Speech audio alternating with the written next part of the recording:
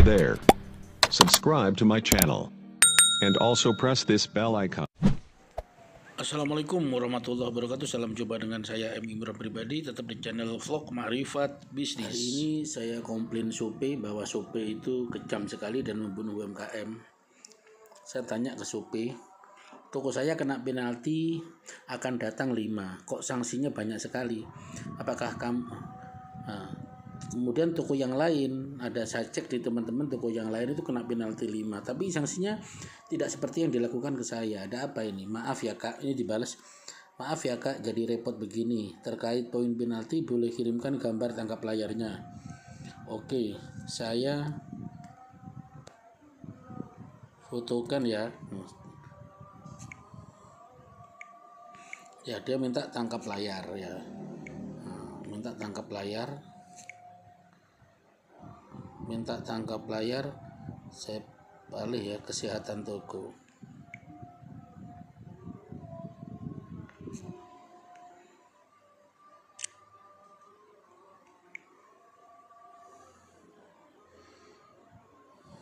Oke, saya kirim tangkap layar ya.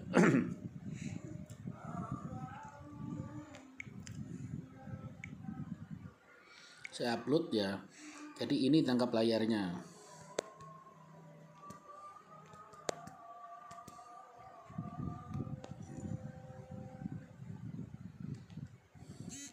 Tolong dibantu.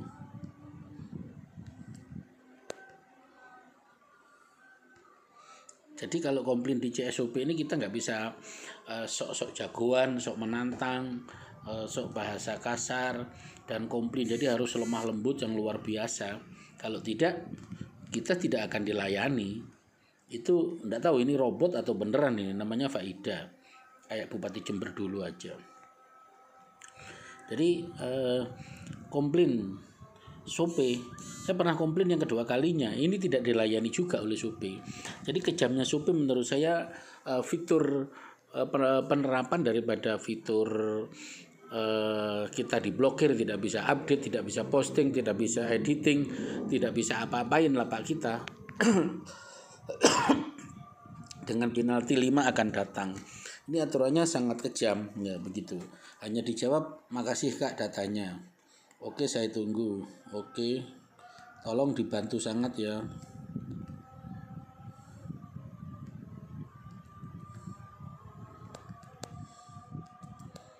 Karena saya mau ganti produk. Update dan deskripsi. Aku coba cek dulu ya. Oke, terima kasih. Ini dicek dulu. Oke.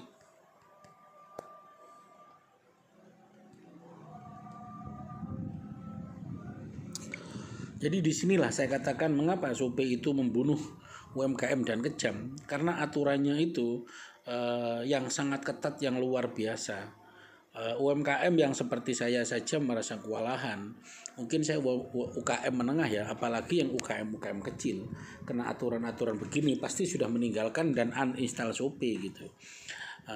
Kalau perusahaan besar ya itu nggak masalah. Perusahaan besar, company besar atau mall-mall yang ada di Shopee itu nggak masalah. Hal-hal begini mungkin tidak akan terjadi karena mereka memiliki sistematis logistik, inventory, dan CS yang luar biasa banyak. Tapi kalau UMKM kecil, nah ini jadi problem. Disinilah Shopee itu membunuh UMKM karena aturannya yang ketat. Sekali-kali saya mengatakan seperti ini. Ini analisanya biar dipahami. Jadi UMKM alternatifnya, apakah Shopee mau merubah strategi ini? Yang pertama, apakah UMKM kalau tidak bisa merubah memang itu hanya Shopee, kita mau berbuat apa? Di Shopee kita numpang, emangnya kita siapa di Shopee? Ya kita tinggalin aja di Shopee kita tinggalin aja. Kita mencari marketplace yang enak-enak. Tapi Bukalapak, Tokopedia kadang-kadang juga seenaknya dan kejam juga. Itu tidak sesuai dengan keinginan kita. Nah, alangkah baiknya saya menganjurkan sih membuka jalur sendiri, kita bikin blog sendiri, website sendiri, tetapi diviralkan melalui Shopee atau Tokopedia atau Bukalapak. Mungkin salah satunya itu yang bisa kita lakukan. Ini jawabnya lama sekali ini admin Shopee-nya. Mungkin masih mempelajari ya. masih mempelajari dari pertanyaan saya ini, komplain saya ini. Biasanya kalau CS begini nggak bisa, oke nanti di email. Ya ujung-ujungnya kadang di email, kadang enggak. Nah, itu di sini nggak profesional juga. Di CS saya yang pertama pertanyaan ini, saya kedua kali itu nggak dibalas emailnya, karena mungkin dianggap tidak mampu menjawab menyelesaikan apa yang saya tanyakan, sehingga nggak dibalesin email saya.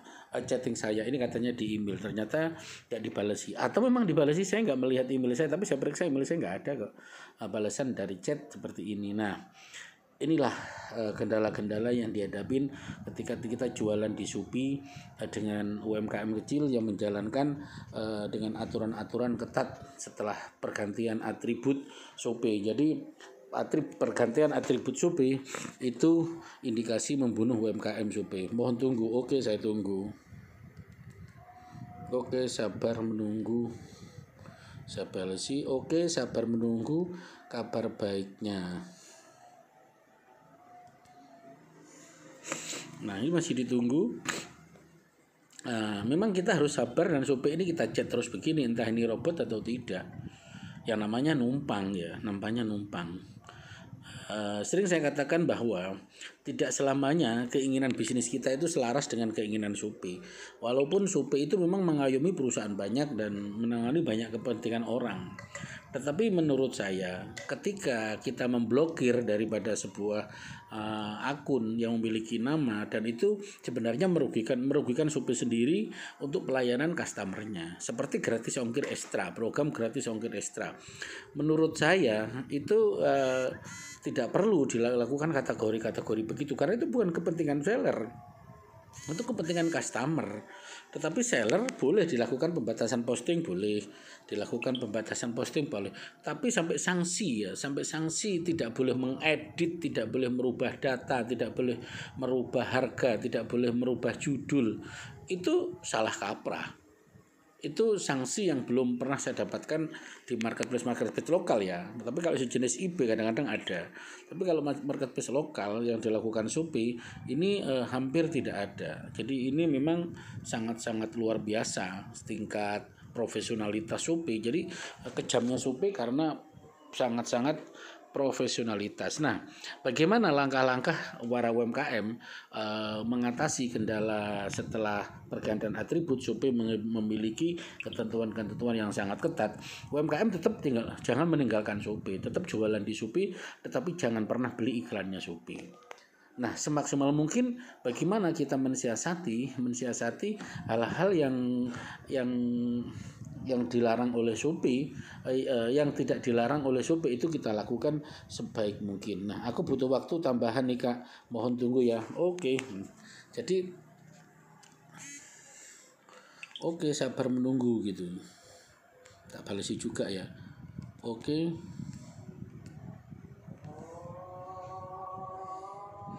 Sabar menunggu. Jadi saya balas, hal ini terjadi setelah Shopee melakukan pergantian atributnya. Nah, jadi hal ini terjadi setelah Shopee melakukan pergantian atributnya. Jadi memang saya katakan bahasa saya, Shopee sangat kejam sekali. Cara membunuh UMKM itu dengan pelan-pelan, dengan tingkat profesionalitasnya itu, dan terkesan menurut saya itu sangat sadis, sangat otoriter, sangat kapitalis, sangat liberalis begitu. Ya, jadi itulah yang saya lakukan gitu. Yang saya katakan bahwa memang kita harus hati-hati. Caranya bagaimana UMKM untuk mengatasi Shopee? Kita tetap jualan di Shopee, nggak usah uninstall dulu. Nah ini, jadi dibalas ya. Berikut kami informasikan, semakin tinggi penalti yang terakumulasi, semakin banyak keuntungan eksklusif yang diberhentikan dari toko yang memiliki performa kurang baik.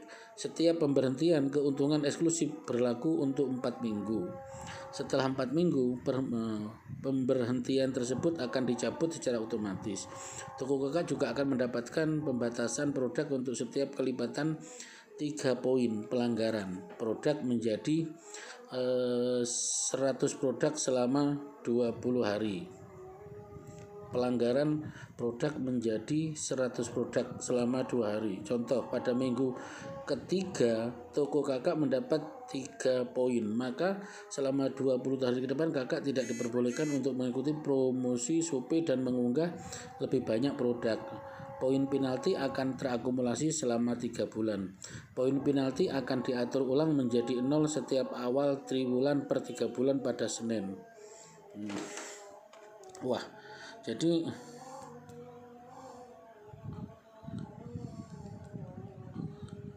aturan Shopee wah kejam sekali ya aturannya untuk KM kecil. Wah kejam sekali aturannya untuk KM kecil ya. Ini benar-benar membunuh UMKM Indonesia dengan pelan-pelan ini. Wah ini benar-benar membunuh UMKM dengan pelan-pelan, saya bilang begitu.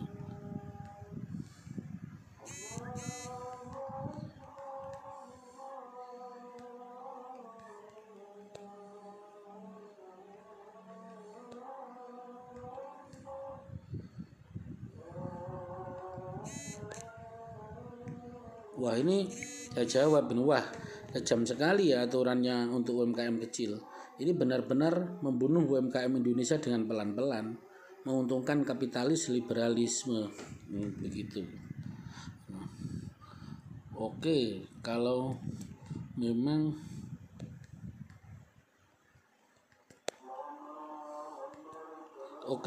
itu aturan Shopee,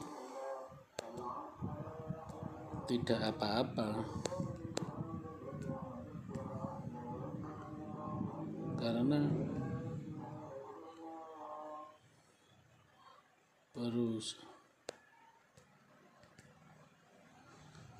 perusahaan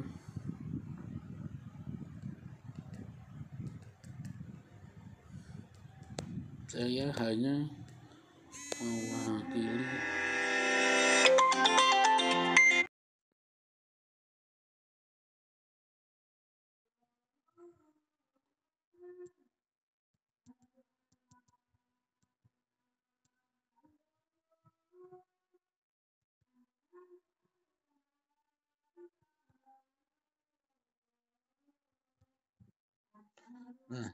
Oke, kalau memang itu sudah aturan Shopee nggak masalah. Saya hanya mewakili UMKM kecil saja. Jawabannya mohon maaf Kak, sekali lagi saat ini info yang aku berikan sudah sesuai dengan ketentuan dan kebijakan. Saya jawab oke, terima kasih ya.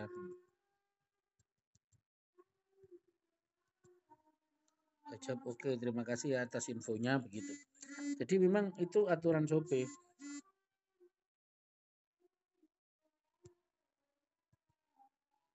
Jadi semoga tidak membunuh UMKM.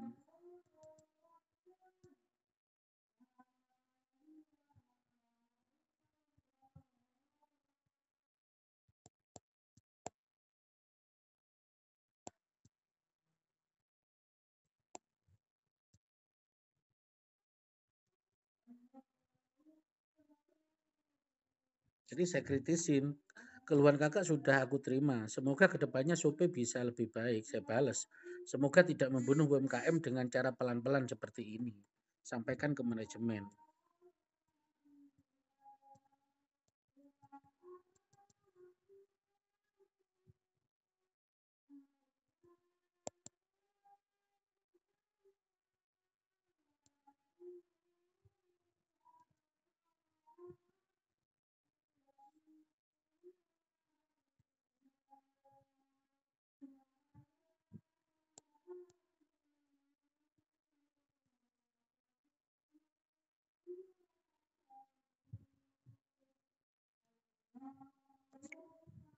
Ya Kak, terima kasih masukannya. Apakah masih ada yang ditanyakan? Oke, oke, terima kasih ya. Tolong sampaikan.